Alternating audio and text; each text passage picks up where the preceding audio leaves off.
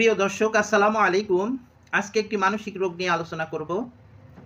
সেটার নাম হচ্ছে পোস্ট ট্রমাটিক স্ট্রেস ডিসঅর্ডার, সংক্ষেপে পিটিএসডি।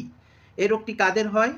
যারা ভয়ঙ্কর দুর্ঘটনা, নির্যাতন, ধর্ষণ, প্রাকৃতিক দুর্যোগ, যুদ্ধ বা প্রিয়জনের আকস্মিক মৃত্যুর মতো মানসিক আঘাতের ভিতর দিয়ে যায়, তাদের মধ্যে পোস্ট ট্রমাটিক স্ট্রেস ডিসঅর্ডার এই রোগটি হয়। এটি একটি মানসিক রোগ।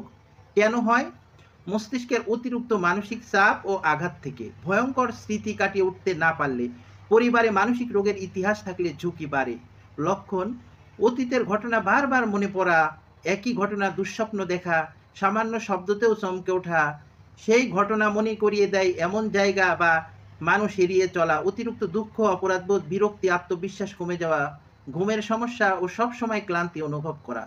মনে রাখবেন, পোস্ট ট্রমাটিক স্ট্রেস ডিসঅর্ডার সম্পূর্ণ চিকিৎসাযোগ্য রোগ। সঠিক সময়ে সাইকিয়াট্রিস্টের চিকিৎসা, কাউন্সিলিং ও ওষুধ নিলে রোগী আবার স্বাভাবিক জীবনে ফিরতে পারে।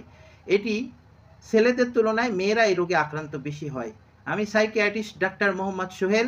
এই ধরনের সমস্যা থাকলে আমার সঙ্গে যোগাযোগ করুন। ইনশাল্লাহ আমি সঠিক চিকিৎসা ও কাউন্সিলিংয়ের মাধ্যমে আপনাদের সুস্থ জীবনে ফিরিয়ে আনতে সাহায্য করব। ধন্যবাদ, ভালো থাকবেন।